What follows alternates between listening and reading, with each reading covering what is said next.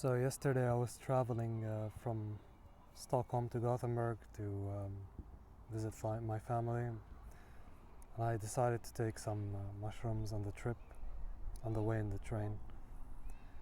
And it was a very nice trip, very difficult because obviously I was contained in a small place, and I had no choice. I just had to sit with whatever came up, and a lot of discomfort came, a lot of difficult emotions, but I was able to sit with them and just let them be. For example, I experienced some waves.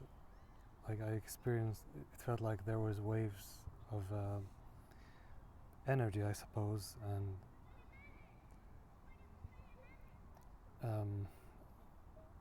I don't know, I came to the realization that this is part of me, and like at first I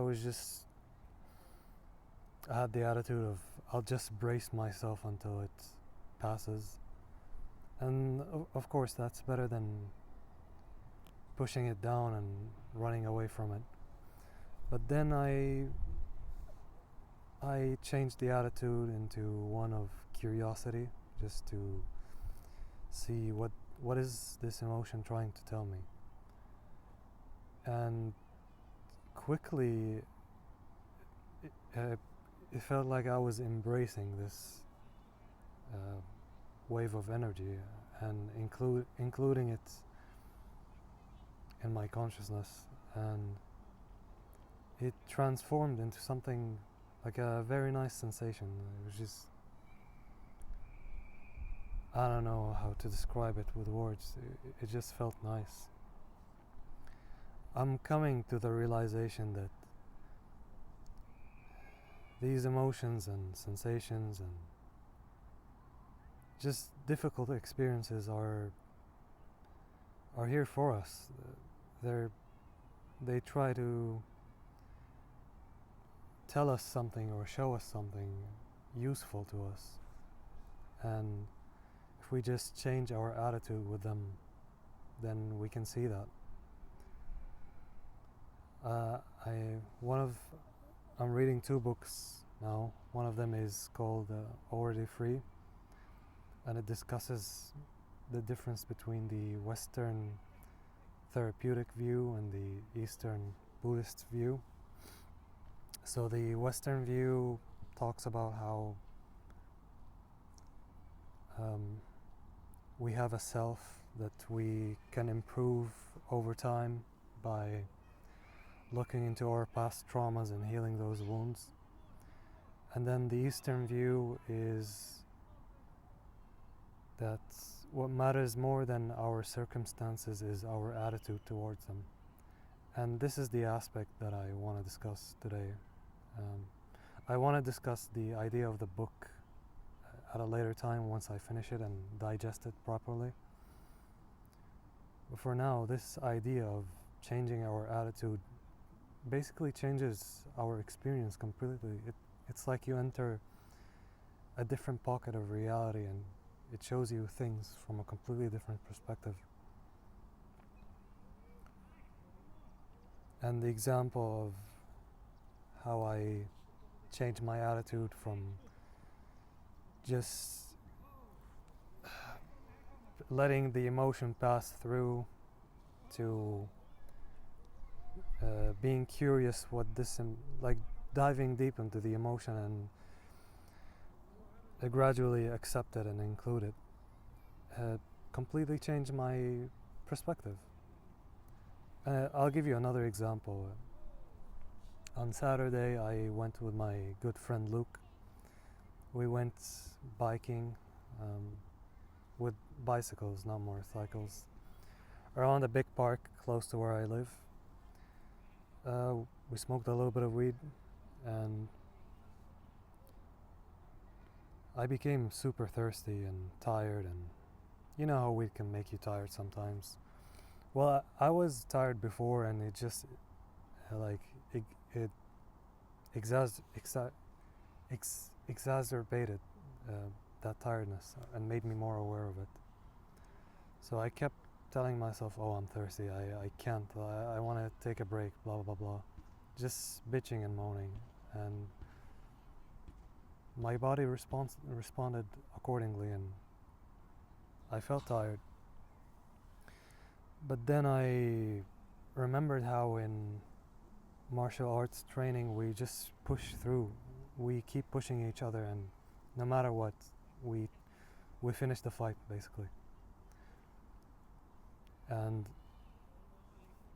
I decided to do a slight shift in the way I'm talking to myself and just saying, okay, I'm feeling thirsty, but I can probably survive more than a week without drinking water. So I'm completely fine right now. And David Goggins came to mind with, I think he pushes it too far, but I like his mentality of pushing through limits, illusory limits. And I say illusory because once you push through them, you realize it's not real, it's just in your mind. And that's what I did. And we were able to keep cycling for 3 fucking hours. And after that, I was not tired, which was just crazy. So yeah, our attitude towards circumstances is such a fucking big deal. In a lot of cases, I might go as far to say in most cases, it is more important than the circumstances.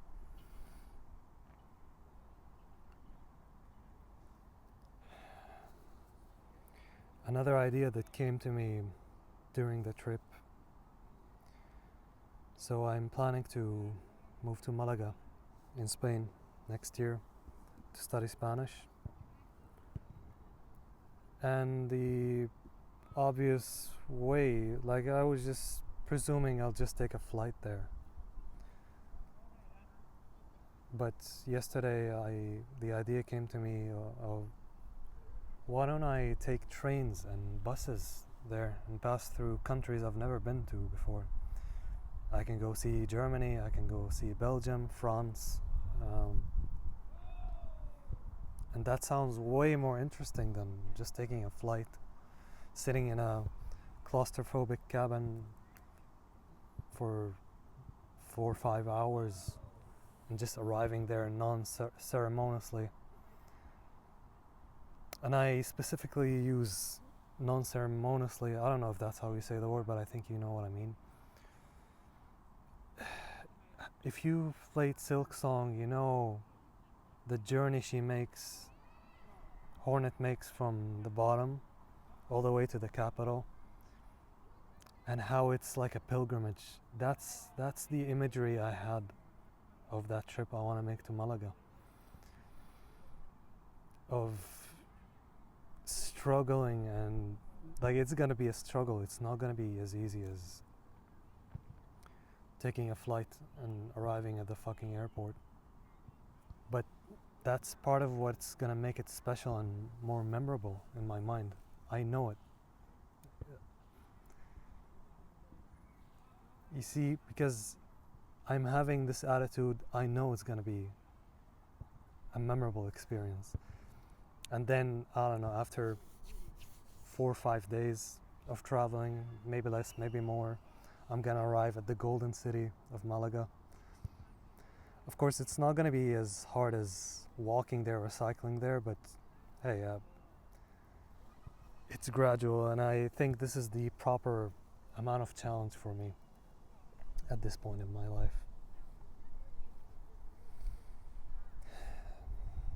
There were more ideas that came to me during the trip, but I think for now, I'll keep it under 10 minutes. Thank you for watching all the way through. I've set a goal to reach 1,000 or more subscribers by the end of the year. So if you enjoy listening to me talk about just random shit going on in my life. I wanna join me on my journey. Subscribe, like and subscribe, and comment if you have any feedback. And yeah, thank you for watching.